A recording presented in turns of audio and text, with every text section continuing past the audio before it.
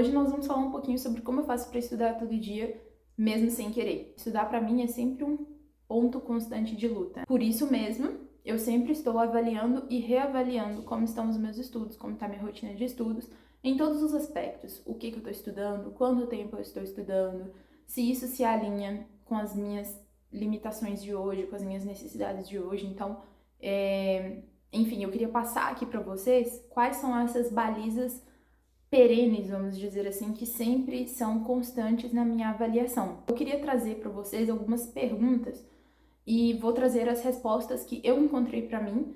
E aí a ideia é que vocês possam, né, se inspirar nessas perguntas para se perguntarem e também se inspirarem nas minhas respostas, talvez para vocês pararem para ver o que de fato acontece na vida de vocês. A maior parte de nós não estuda para se tornar uma fonte de arquivos, né? Uma Wikipédia ambulante. Não é essa a ideia de que, sei lá, a gente tá numa conversa, a gente tá numa determinada circunstância, a gente tá no nosso trabalho e, sei lá, tocou no assunto sobre ácidos e bases. Aí nós vamos imediatamente começar, né, a vomitar ali todo o nosso conhecimento químico sobre ácidos e bases e explicar como um livro o que é cada coisa, enfim, né? Então, assim, se fosse estudar para se tornar essa enciclopédia, eu acho que realmente não teria por que estudar nesse caso.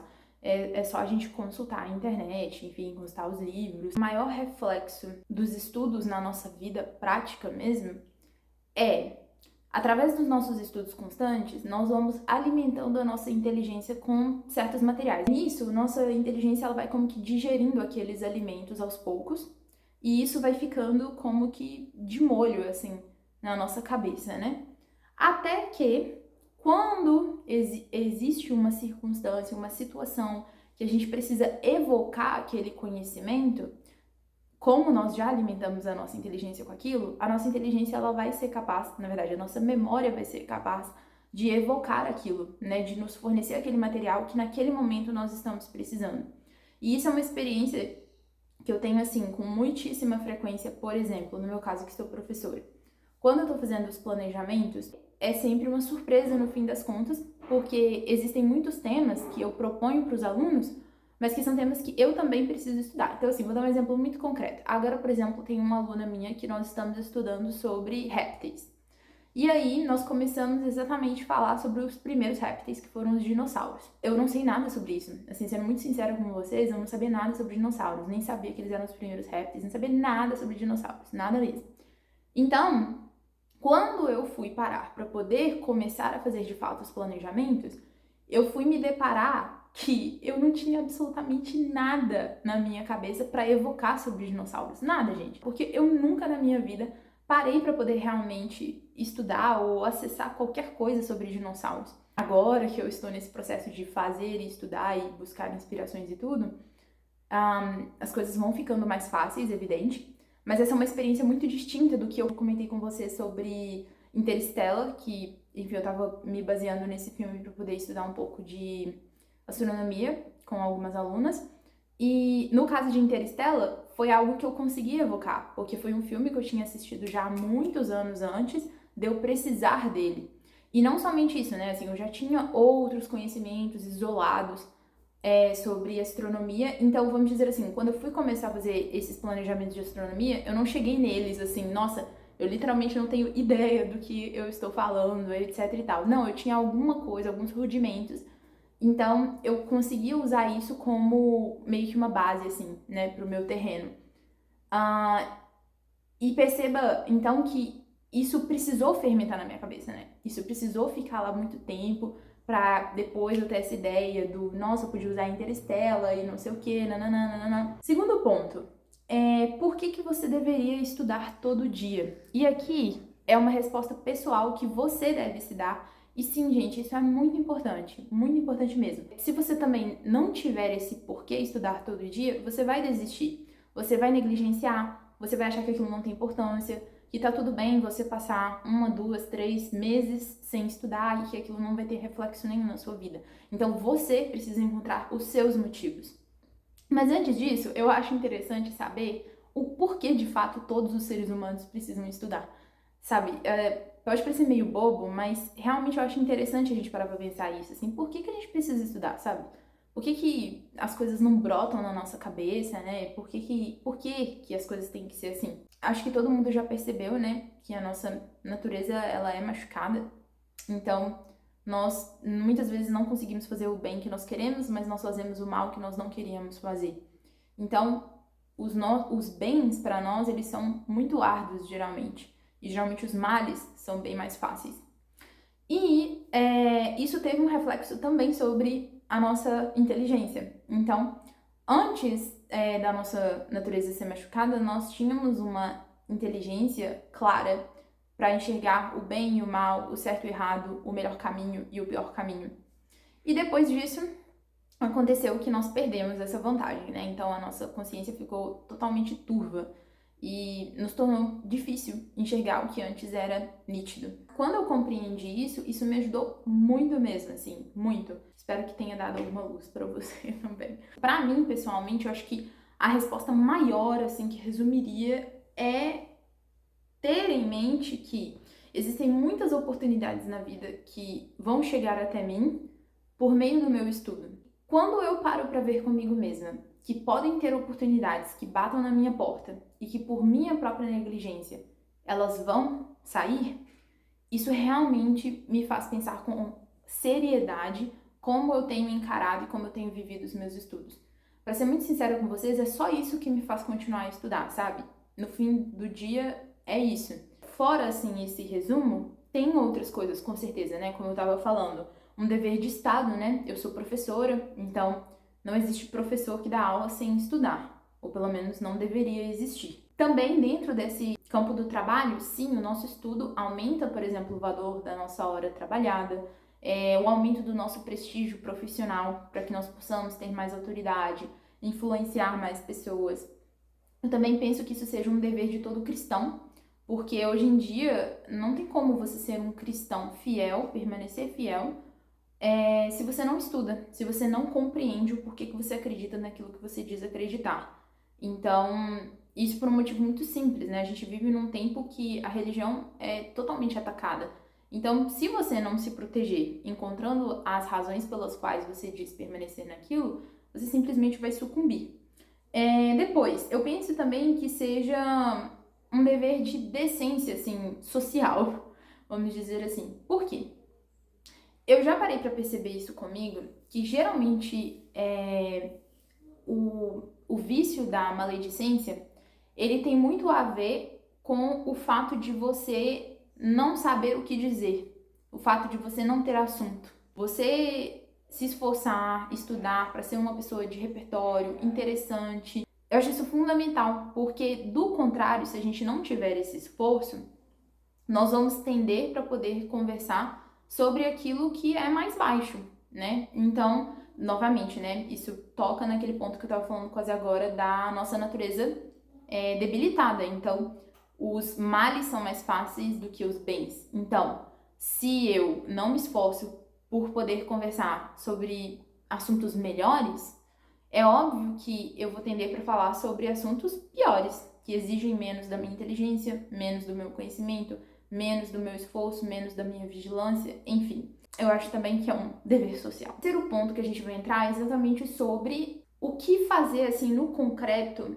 para garantir que você vai estudar e respeitando ao mesmo tempo as suas limitações. Então, assim, igual eu tava falando sobre mim, eu sou uma pessoa que me custa muito estudar e me é muito fácil achar uma desculpa para não estudar, para enrolar, para postergar aquela atividade de estudo. Se eu sei que eu sou essa pessoa com essa limitação, não significa que eu não vou buscar os meios para superá-la, mas significa que eu só vou superar essa situação respeitando primeiro os meus limites. Então, não adianta eu pensar assim, não, eu super dou conta de ler 30 minutos seguido um livro, sendo que isso está totalmente fora do que eu sou capaz hoje. Não adianta eu mirar para lá, achando ou querendo ser aquilo que eu não sou, porque eu vou cair, eu não vou conseguir, eu vou desistir. Então, isso já é um primeiro ponto, né? Respeite as suas limitações se você quer superá-las. Tem um filme que se chama O Patriota. Ele é muito bom, esse filme. E tem uma cena que o personagem do Mel Gibson, ele tem 2 filhos pequenos, assim, crianças, e aí acontece um momento ali de emergência e ele precisa que os filhos manuseiem umas armas. E obviamente eles são crianças, eles não têm muita experiência com aquilo. E aí o pai deles vai e só fala pra eles, né? Fala assim, olha, aim small, miss small. Ou seja, mire pequeno pra você perder pequeno, no sentido de que quanto menos ambicioso você é na mira, maior é a chance de você acertar o alvo. Então eu acho que isso na vida de estudos é, assim, um bom lema. Outro ponto, eu gosto muito de pagar certas coisas. Sabe aquela coisa do, quando eu pago alguém eu vou lá e faço academia, por exemplo? Isso acontece muito com exercício físico, né? As pessoas falam muito sobre isso, mas eu acho que isso aplica-se também na vida de estudos. Então, às vezes, você vai precisar de pagar um professor, um curso, seja o que for, para que garanta que você vai estudar, que você vai estar ali se desenvolvendo. E isso não é um problema necessariamente, muito pelo contrário. Eu penso que se você encontrar, no caso, por exemplo, um professor, um profissional para poder te ajudar naquilo que você precisa estudar, isso pode inclusive facilitar a sua vida, né? Porque o professor, ele já passou por todos os sofrimentos, pelo menos por grande parte deles, para poder estar te oferecendo ali um ensinamento fácil e sem obstáculos e sistematizado. Então, pensar nisso, às vezes seria um investimento para você contratar um profissional, ou como eu disse, comprar um curso online mesmo, ou um material, enfim, às vezes pagar é uma boa solução. Depois, a questão do ter um compromisso com alguém, isso é algo que me ajuda absurdamente. Então, quando eu faço um compromisso com data, horário e lugar com uma pessoa para estudar tal coisa, nossa, gente, sério, isso assim para mim é batata, porque eu vou precisar honrar aquele compromisso, tem pessoas contando com aquilo, então assim, isso sempre funciona para mim. Eu sou professora de inglês e de latim. Então, eu gosto de ter sempre um aluno de cada matéria como meus cobaias. E eu não cobro nada desses alunos, eles são literalmente os meus cobaias. Então, enfim, são experimentos educacionais mesmo, experimentar planejamentos, me permitir não saber, me permitir duvidar, fazer perguntas, entendeu? Então isso é um espaço muito legal, se você é professor, eu sugiro que você faça isso. Depois, você tem que ver como que você aprende. Vocês certamente já viram um infográfico, esse infográfico é muito famoso, se você nunca viu, é só você dar um Google. Sabe aqueles infográficos que falam assim, como que o cérebro aprende? Aí tem lá as porcentagens. Eu não concordo com aquilo ali, eu acho que aquilo ali muda de pessoa para pessoa. Por exemplo, eu sei que uma das menores porcentagens é o aprendizado pelo ouvido.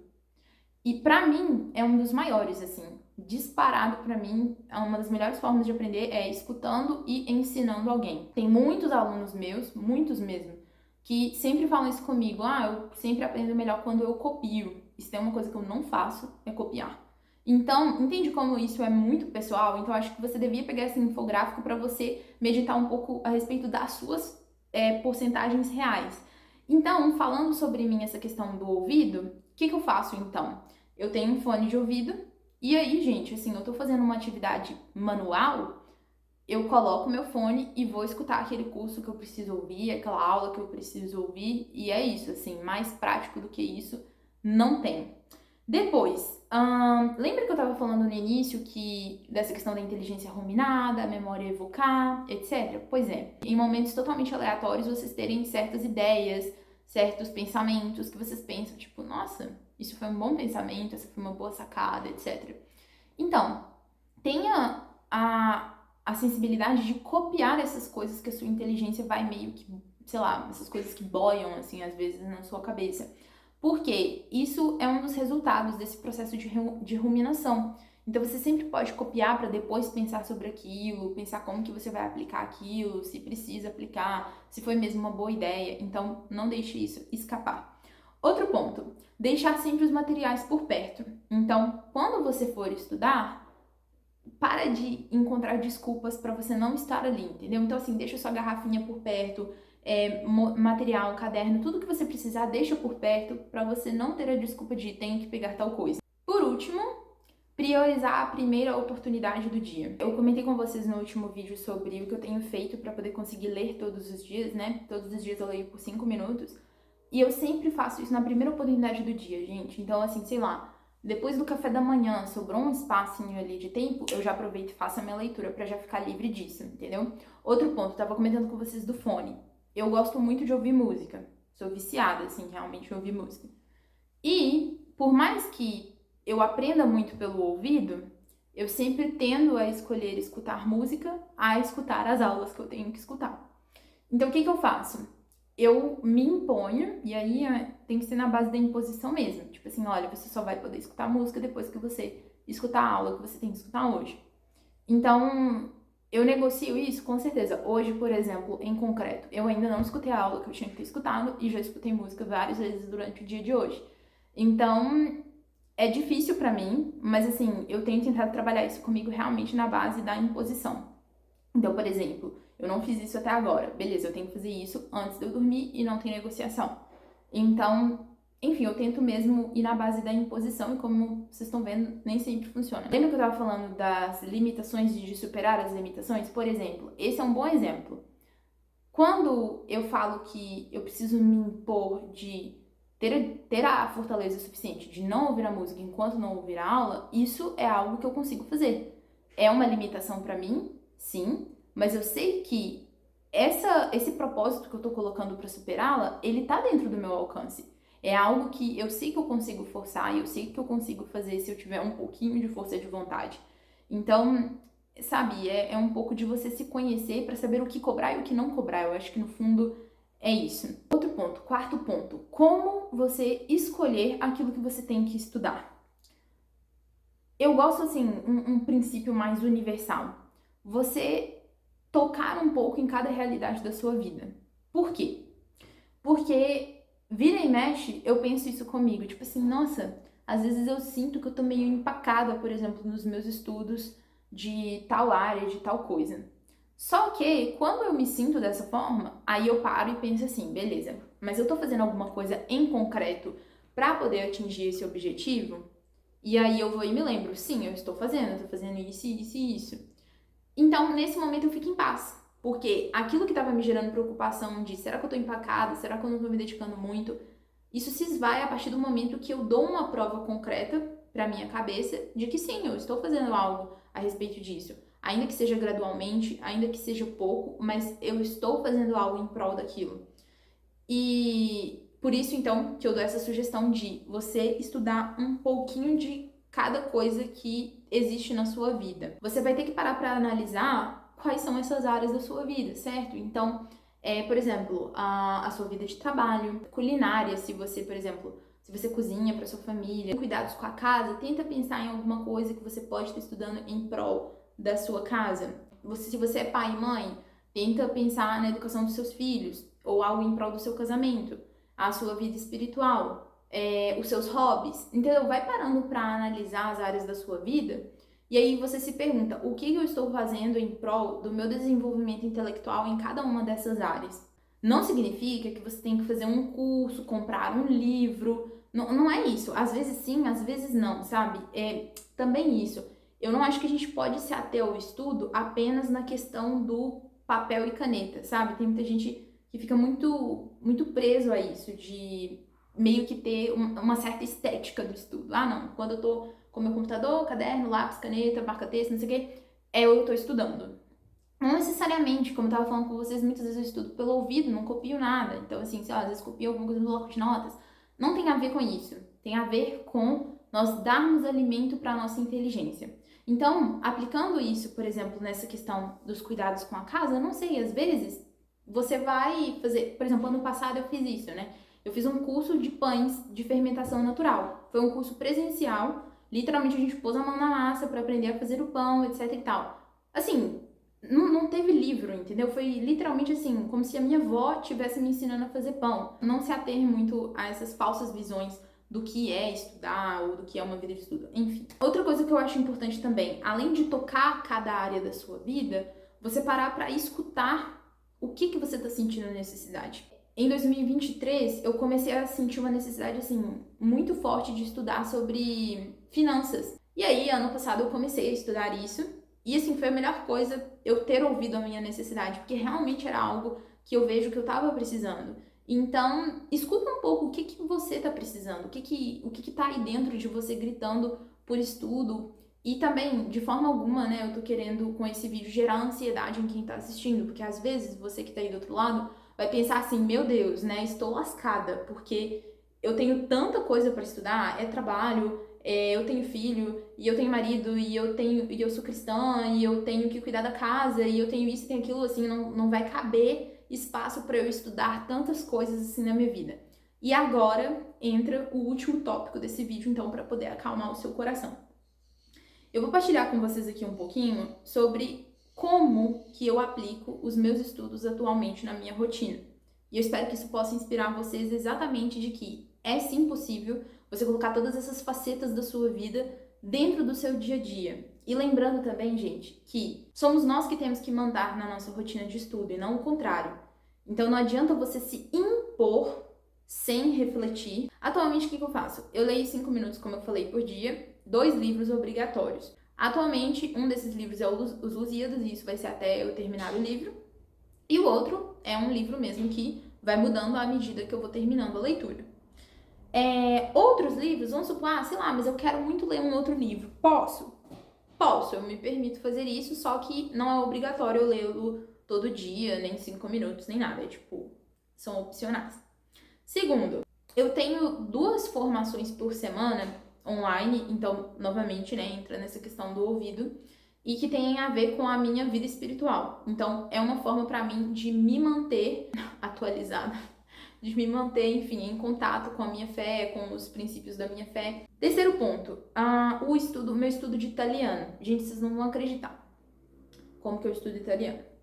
Eu faço aula de conversação 30 minutos por semana com uma italiana. Todo dia eu faço uma atividade do Duolingo. Sim.